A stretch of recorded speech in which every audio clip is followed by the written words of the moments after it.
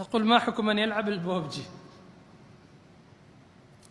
وين في ليالي رمضان أو حتى في نهار رمضان، يعني على أساس أنه ليالي رمضان تختلف عن نهار رمضان، وهو صائم، مع أنه يختلط مع البنات في لعبة البوبجي أظن، ويتكلم مع البنات ويقول: لم أتكلم معهم بألفاظ سخيفات.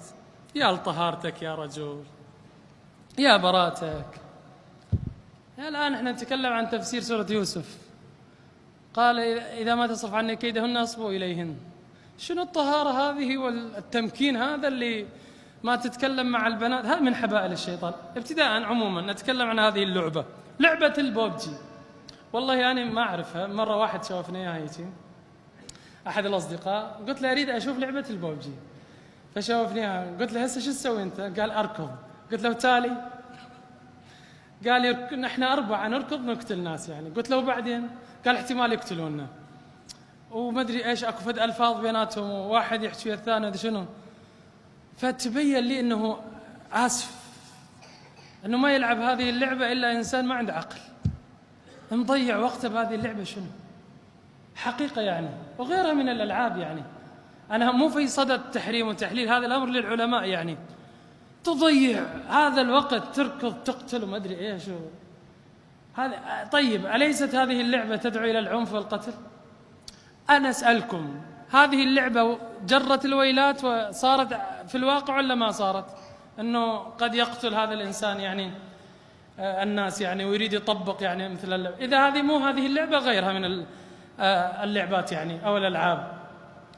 طيب ثم الأمور اللي إذا ما كانت هي حرام في ذاتها، الأمور التي فيها من التكلم مع البنات. سؤال: لمن يلعب البوبجي إذا نطقت اسمها صحيح؟ هي اسمها بوبجي؟ لو بوبجي لو شنو؟ بوبجي. تتكلم مع بنت. أسألك يا شريف، هل ترضى أن يتكلم شخص غريب مع أختك في البوبجي؟ أجب. فإن كنت ترضى فأنت ديوث، وإن كنت لا ترضى فلم تكلم بنات الناس؟ عليك حلال وعلى الناس حرام. وخذ قاعدة أن الزنا دين، الكلام دين، الرسالة دين. اليوم إذا قارفت الزنا واقترفت الزنا فسوف يزنى بأهل بيتك، وإن راسلت فسوف يراسل، وإن تكلمت فسوف يتكلم مع أهل بيتك دقة بدقة، ولو زدنا لزاد السقة. هذه قصة مشهورة، أنه سقة كان شريف، رجل شريف، فخرج وعنده مساقي يأتي إلى البيت، والساقي أيضا رجل طيب، فأدخل لهم الماء، وهو داخل قرص ولمس مرأة الزوج أم البيت، فخافت. أول مرة يفعلها الساقي. فلما عاد الزوج قالت له: ماذا فعلت اليوم؟ قال: وماذا فعلت؟ قالت: إن السق اليوم لمسني وقرصني. قال: سبحان الله، لمست امرأة وقرصتها دقة بدقة، ولو زدنا لزاد السقة. دين.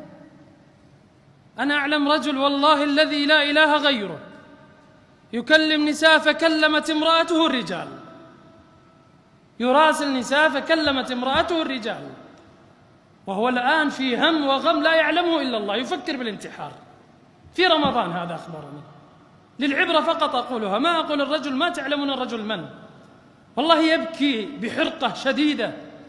أنت ما تخاف على أخواتك، على بناتك، بل ما تخاف على يا رب الدار، يا رب البيت، رب الأسرة، ما تخاف على أطفالك يلعبون البوبجي من الذئاب البشرية، يواعد أو يهدد، أو ما تخافون من هذا؟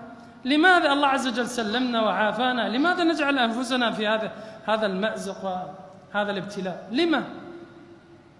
فديننا الحمد لله يعني فتح لنا مجال للتفسح وللعب المباح وللرياضة.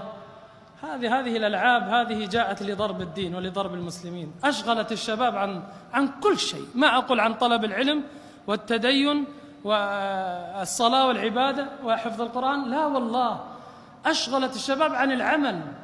مبطحين الشباب ليل نهار بوبجي 4 ساعات 5، 4 ساعات 5 تبني بيها ما أدري إيش.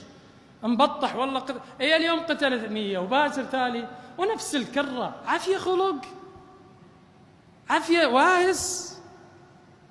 فحقيقة العاقل يعني يعمل لآخرته بل يعمل لدنياه. ماذا تكسبك هذه البوبجي وغيرها؟ عموما فنصيحتي أن تترك هذه اللعبة وترجعون للعلماء في مسألة تحريمها وتحليلها.